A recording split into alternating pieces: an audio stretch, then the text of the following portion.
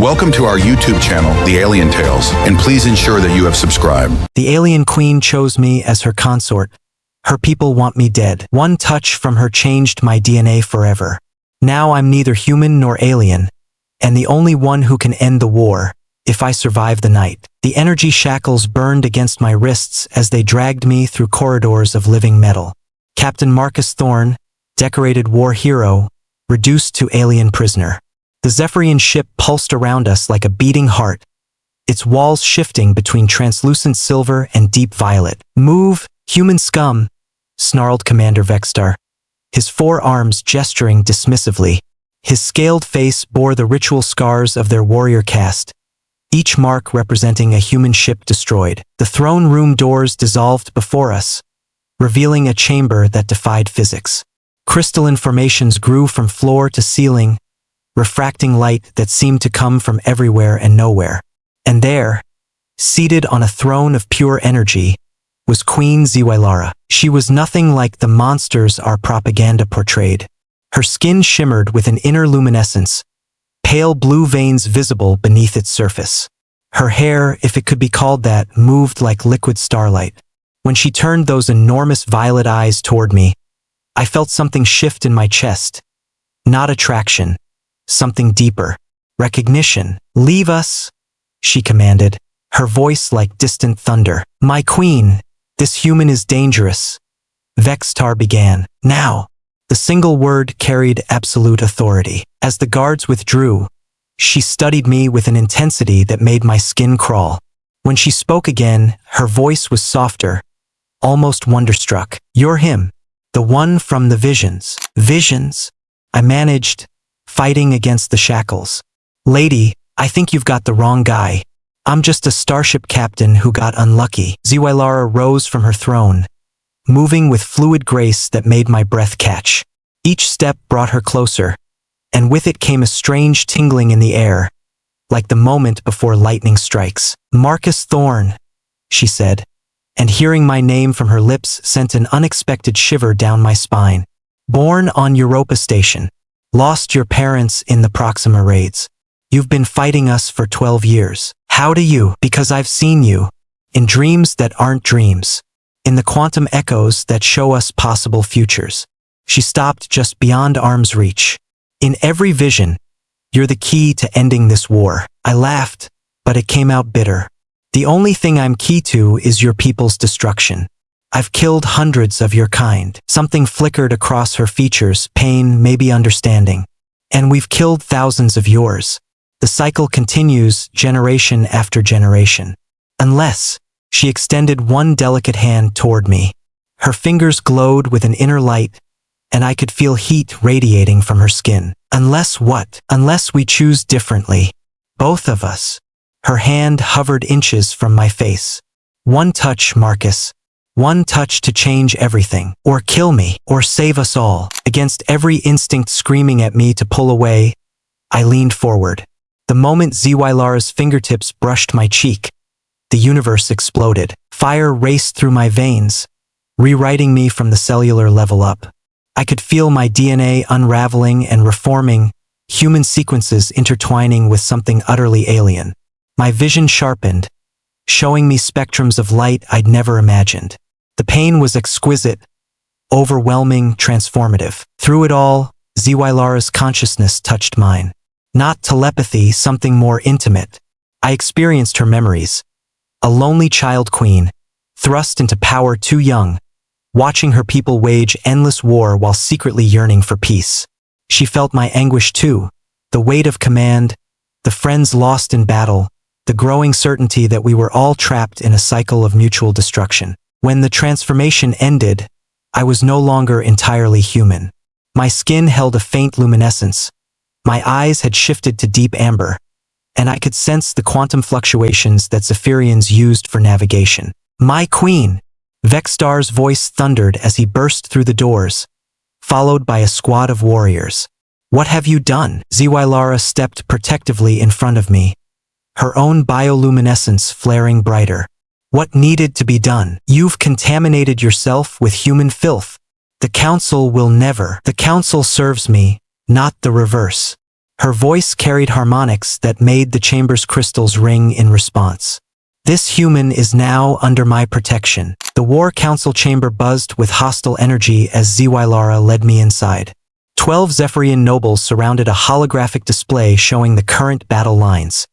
Humanity's colonies burning red, Zephyrian territories pulsing violet. I recognized some of those red dots. Stations where I had friends, family. You bring this abomination before the High Council? Elder Nyxera's voice dripped contempt. Her ancient features were marked with the deep scars of someone who'd lived through the war's beginning. I bring our salvation, Zy'lara replied calmly. Marcus Thorne carries the genetic markers necessary to interface with both human and Zephyrian technology. He can access the Nexus. The reaction was immediate.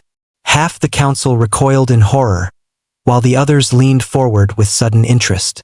The Nexus, I'd heard whispers of it in intelligence briefings. Some kind of ancient network that connected all Zephyrian worlds. The Nexus is sacred. Commander Vextar slammed his fist on the table. No outsider has ever, no hybrid has ever existed before. Zy'lara cut him off. The prophecies speak of one who walks between worlds, who can unite what was divided. I found my voice. What exactly are you asking me to do? Zy'lara's eyes met mine, and I saw the weight of impossible hope there. End the war, Marcus. The Nexus connects to your species' quantum communication network. Through it, we could establish true dialogue between our peoples. And if the Council refuses? Elder Nyxera spoke, her words like ice.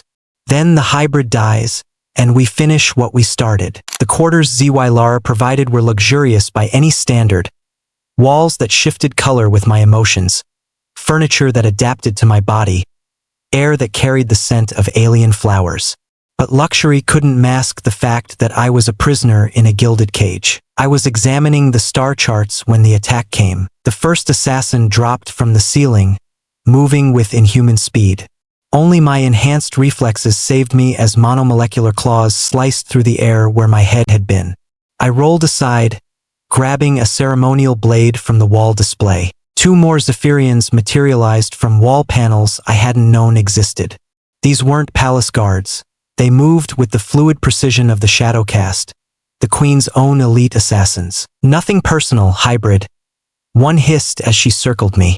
But you're an infection that needs cutting out. They attacked in perfect coordination, forcing me back toward the window. My hybrid nature gave me advantages, faster reflexes, enhanced strength, but I was 1 against 3 professionals. A claw raked across my ribs, drawing bioluminescent blood that glowed amber in the dim light. The killing blow never came. Zy'lara erupted through the door like liquid fury, her own combat modifications extending from her fingertips. The assassins hesitated for just a moment. You don't attack your queen, even on orders from the council. That moment cost them everything. Zy'lara moved like destruction made elegant, and within seconds, all 3 lay motionless. Are you hurt? She asked, her glowing hands already checking my wounds. I'll live. But your own people, not my people. Nyxera's. We have perhaps an hour before they send a full squadron, Zy'lara said, sealing the chamber doors with her biosignature. The council has moved against us faster than I anticipated. I pressed a cloth against my bleeding ribs. What's the plan? Fight our way to the Nexus. The Nexus is 3 decks down, behind quantum locks that require both of us to open. She moved to a hidden panel, revealing weapons and supplies. But first, we need to survive the night. The ship's lighting shifted to emergency amber. They were hunting us. Through the walls, I could hear the distinctive harmonic signatures of Zephyrian pulse weapons charging. Why? I asked as we prepared to move. Why risk everything for someone you barely know? Zy'lara paused in checking her weapon. Because I've seen what happens if we don't try. In vision after vision, our species destroy each other utterly. Billions dead on both sides. The only futures where anyone survives are the ones where you and I. She trailed off. Where we what? Where we choose each other over our people's hatred. The words hung between us as the doors exploded inward. Vextar led the charge, his battle-scarred face twisted with rage. Behind him came 24 elite warriors, their weapons already firing. We ran. Through corridors that shifted to block our path, past chambers filled with startled civilians, up transport shafts as pulsefire scorched the air around us. My hybrid nature let me keep pace with Zy'lara's inhuman speed, but I could feel our pursuers gaining ground. "This way," she gasped, pulling me toward what looked like a solid wall. The wall dissolved at Zy'lara's touch, revealing a passage that hummed with barely contained energy. Ancient Zephyrian script glowed along the walls, pulsing in rhythm with our heartbeats. "The Nexus predates our war," she explained as we hurried through the tunnel. "It was built when both our species were young, before we even knew each other existed. Some say it was created by a precursor race. Others believe it grew naturally from quantum entanglement." The passage opened into a vast spherical chamber. At its center floated a structure that defied description. Part crystal, part living tissue, part pure energy. Tendrils of light connected it to hundreds of interface points around the chamber's circumference. "My God!" I breathed. The thing was beautiful and terrifying, pulsing with power that made my hybrid cells sing in response. "The Nexus," Zy'lara confirmed. "Through it, I can touch the consciousness of every Zephyrian in the galaxy. And you, I can reach the human quantum network." Understanding dawned. Direct mind-to-mind contact between our species' leadership, but it requires both of us working in perfect harmony. One mistake, and the feedback will kill us both. Behind us, the passage filled with the sound of pursuit. Vexstar's voice echoed off the walls.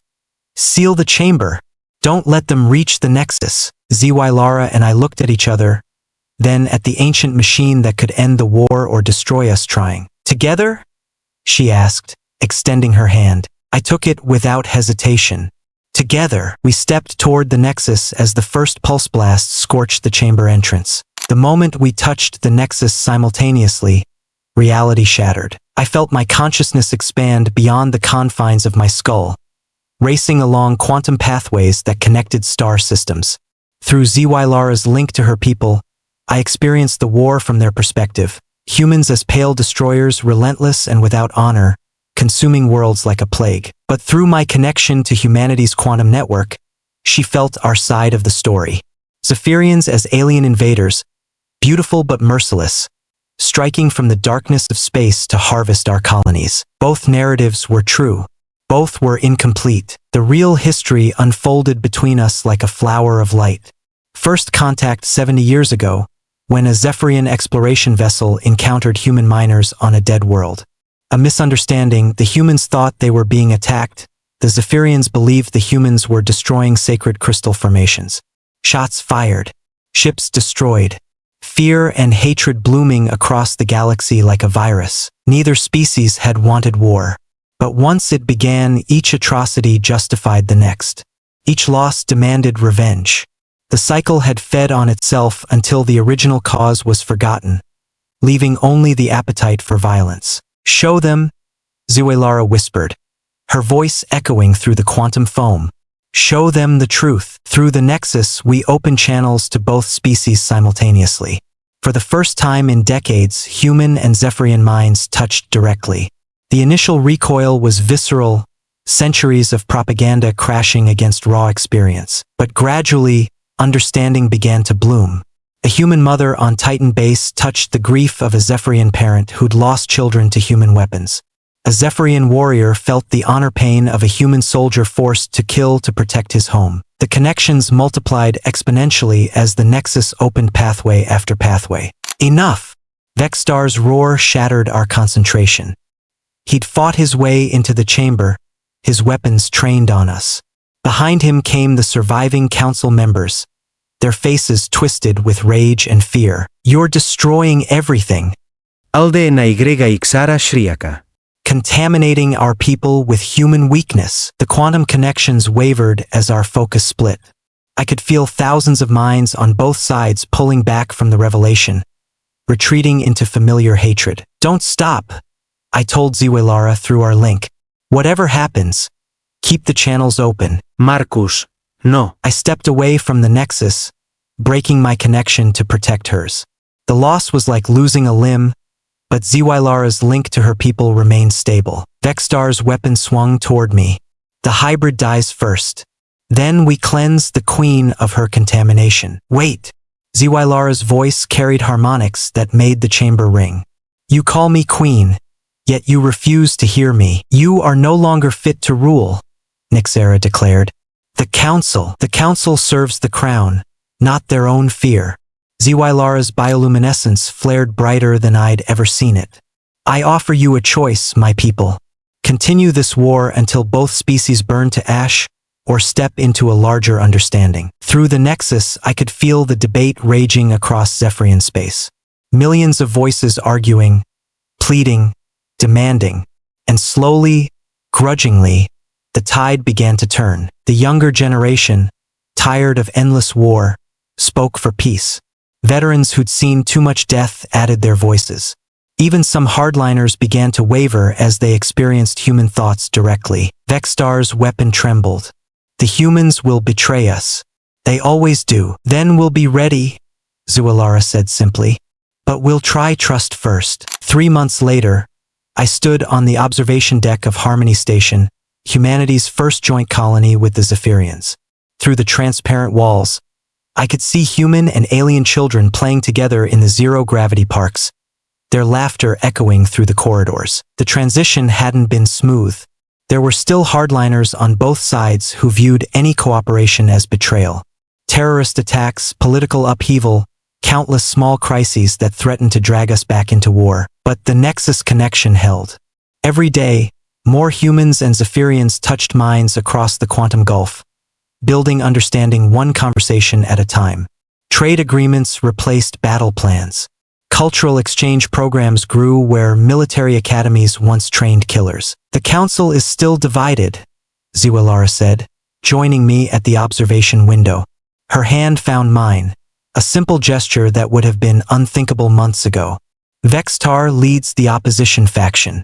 They call for my abdication. Will you fight them? She smiled, and I felt the expression through our permanent quantum link, a side effect of our transformation that neither of us regretted. With words, not weapons. Democracy is something my people must learn. A human child outside pressed her face against the glass and waved at us. Beside her, a young Zephyrian mimicked the gesture. Their bioluminescence pulsing in what I'd learned was their equivalent of giggles. Worth it? Zy'lara asked. I squeezed her hand, feeling the warmth of her alien heart beating in sync with my hybrid one. Through our link, I could sense the growing network of connections between our species.